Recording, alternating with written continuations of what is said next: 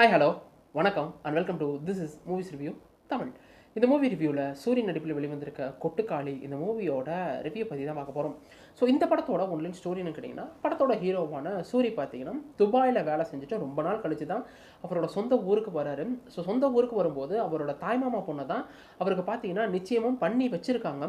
ஆனால் இவரோட மாமா பொண்ணு பார்த்தீங்கன்னா காலேஜ் படித்த ஒருத்தர்கிட்ட பழகி அவரோட காதலும் ஏற்பட்டு கல்யாணம் வரைக்கும் போயிடுறாங்க. ஸோ அவர் வந்து பார்த்தீங்கன்னா வேற்று ஜாதிக்காரராக இருக்கனால இவங்க ஃபேமிலியில் யாரும் ஒத்துக்க மாட்டேங்கிறாங்க. அது மட்டும் இல்லாமல் அந்த பையன் தான் என் பொண்ணுக்கு சூனியம் வச்சுட்டான், அதனால இந்த சூனியத்தை எடுத்துட்டா என் பொண்ணு மறுபடியும் சூரிய கல்யாணம் பண்ணிக்குவான்னு சொல்லிட்டு அந்த ஒரு சூனியத்தை விரட்டுறதுக்காக ஒரு மந்திரவாதி கிட்ட இவங்க கூட்டிட்டு போக அந்த வழிநெடுகளை நடக்கக்கூடிய இவங்க வீட்டில இருந்து அந்த பூசாரி வீட்டுக்கு போகக்கூடிய அந்த வழியில என்னென்ன மாதிரியான பிரச்சனைகள் வந்துச்சு, அந்த பொண்ணு மனசு மாறினாங்களான்றதுதான் இந்த படத்தோட மொத்த கதையே. இந்த படம் பார்த்தீங்கன்னா கூழாங்கல் படத்தை எடுத்தார் பார்த்தீங்கன்னா டேரக்டர், அவரோட இன்னொரு படம்.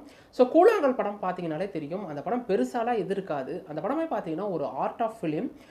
படத்தில் பார்த்தீங்கன்னா அந்த படத்தில் ஒரு அப்பாவுக்கும் பையனுக்கும் நடக்கக்கூடிய அந்த முரண்பாடுகளாக இருக்கட்டும், கான்ஃப்ளிக்டாக இருக்கட்டும், இவங்க அம்மாவை தேடி போகக்கூடிய அந்த ஒரு கிராமத்துலேருந்து இன்னொரு கிராமத்துக்கு போகக்கூடிய அந்த வழித்தடத்தில் என்னென்ன மாதிரியான சம்பவங்கள் நடக்கிறன்றது தான் பார்த்தீங்கன்னா அந்த படம்.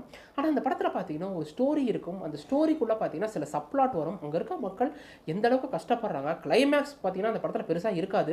வீட்டுக்கு போய் சேர்ந்ததுக்கப்புறம் அந்த பையன் அந்த கூழாங்கல்லை எடுத்து வைக்கும்போது நம்மளாவே புரிஞ்சுக்குவோம் அந்த படத்தில் பார்த்தீங்கன்னா என்னென்ன மாதிரியான பிரச்சனை நடக்குது, அவங்க அப்பனுக்கு இதுதான் வேலைன்னு சொல்லிட்டு. அந்த படத்தோட டேரக்டர் பார்த்தீங்கன்னா அந்த அளவுக்கு நீட்டாக ப்ரெசென்ட் பண்ணியிருப்பாரு.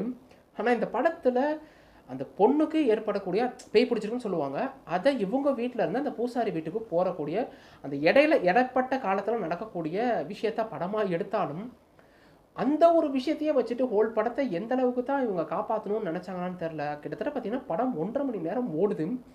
இந்த படம் பார்த்தீங்கன்னா நீங்கள் லிஜோ ஜோசப் பெலிசிரி அவரோட ஃபேனாக இருந்தீங்கன்னா இந்த படம் கண்டிப்பாக உங்களுக்கு ரொம்பவே பிடிக்கும். அவருமே பார்த்தீங்கன்னா நிறைய லாங் ஷாட் எடுத்திருப்பாரு.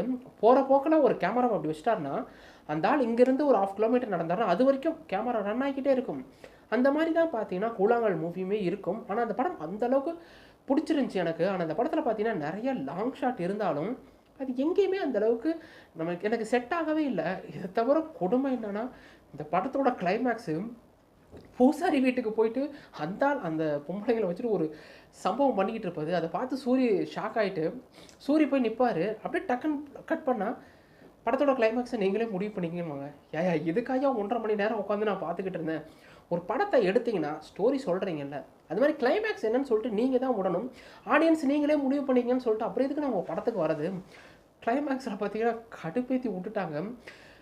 என்னை கேட்டிங்கன்னா கூழாங்கல் படம் ஒரு 100%னா இந்த படம் பார்த்தீங்கன்னா ஒரு 30% கூட இல்லைங்க. அதை தவிர பார்த்தீங்கன்னா படத்தில் மியூசிக்கே இருக்காது. ஒரு சாங்ஸ் வரும், ஒத்தையடி சாங்னு நினைக்கிறேன், அந்த சாங் வரும். அதை தவிர இந்த படத்தோட ஹீரோயின் பார்த்தீங்கன்னா அண்ணாபென் ஒரே ஒரு வார்த்தை தான், லிட்டரலி ஒரே ஒரு வார்த்தை தான் பேசுவாங்க. அதை தவிர சூரிய பஸ்ட் அவுட் ஆகிட்டு ஒரு ஆட்டோவில் வச்சுட்டு ஒரு சம்பவம் பண்ணுவார். அதை தவிர படத்தில் பெருசாக சொல்லிக்கிற அளவுக்குலாம் எதுவும் இல்லைங்க.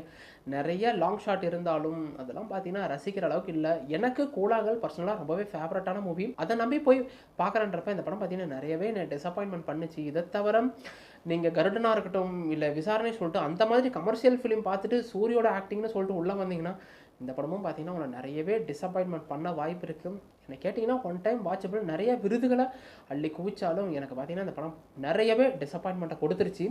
மொத்தத்தில் இந்த கொட்டுக்காளி எப்படி இருக்குன்னு கேட்டிங்கன்னா, இதுக்கு முன்னாடி வந்த சூரிய படங்களை பார்த்துட்டு இந்த படத்துக்கு நீங்கள் வந்தீங்கன்னா இந்த படம் பார்த்தீங்கன்னா நிறையவே உங்களை டிசப்பாயின்மெண்ட் பண்ணும். இதை தவிர கூழாங்கல் படத்தை பார்த்துட்டு நீங்கள் இந்த படத்துக்கு வந்தாலும் ஓரளவுக்கு உங்களை டீசெண்டாக இருக்குமே தவிர பெருசாக சொல்லிக்கிற அளவுக்குலாம் எதுவுமே இல்லை. அதை தவிர கடுப்பேற்றின ஒரு விஷயம் கேட்டிங்கன்னா கிளைமேக்ஸ்லாம் நம்ம கையிலே விட்டாங்க. நான் என்ன எக்ஸாம் ஆகிட்டு வந்தேன் படத்தை பார்க்க வர எனக்கு கிளைமேக்ஸ் எப்படி இருக்குன்னு தெரிய வேணாம். நம்மக்கிட்டே விடும்போது மண்டை காய்ச்சல் ஆகி போச்சு அப்படியே எனக்கு. இது தவிர நீங்கள் லிஜோ ஜோசப் பெலிசிரி படங்கள் பார்க்குறவராக இருக்கட்டும், இல்லை சேத்துமானா இருக்கட்டும், இல்லை கூழாங்கல் இந்த மாதிரி படங்கள்லாம் பார்த்தீங்கன்னா ஓரளவுக்கு உங்களை சாட்டிஸ்ஃபேக்ஷன் பண்ணும். இந்த படத்தில் பார்த்தீங்கன்னா மியூசிக்னு சொல்லிட்டு பெருசாக எதுவும் இல்லை, பட் சினிமோட்டோகிராஃபி ரொம்பவே நல்லா இருந்துச்சு. இதை தவிர கொடுத்த ரோலை பார்த்தீங்கன்னா எல்லாமே நீட்டாகவே பண்ணியிருக்காங்க. ஸோ வாய்ப்பு கிடச்சா ஒன் டைம் பாருங்கள், 1.5 மணி நேரம் தான். ஸோ வாய்ப்பு கிடச்சா ஒன் டைம் பாருங்கள். படத்தை தேட்டரில் மட்டும்தான் ரிலீஸ் ஆகிருக்கு. படத்தில் பார்த்தீங்கன்னா எந்த ஒரு அடல் கண்டென்ட்டும் இல்லை. ஸோ நீங்கள் கொடுக்கக்கூடிய 1.5 மணி நேரத்துக்கு என்டர்டைன்மெண்ட் பண்ணுன்றதுல எந்த ஒரு சந்தேகமும் இல்லை. இந்த வீடியோ பிடிச்சது வேலை லைக் கொடுத்துருங்க, அப்படியே சப்ஸ்கிரைப் பண்ணிட்டு பக்கத்தில் அந்த பெல் ஐக்கனை கிளிக் பண்ணிக்கங்க. இன்னொரு வீடியோ வந்து பார்க்குறேன். அது வரைக்கும் என்ன, கீப் வாட்சிங், keep supporting, subscribe to movies review Tamil.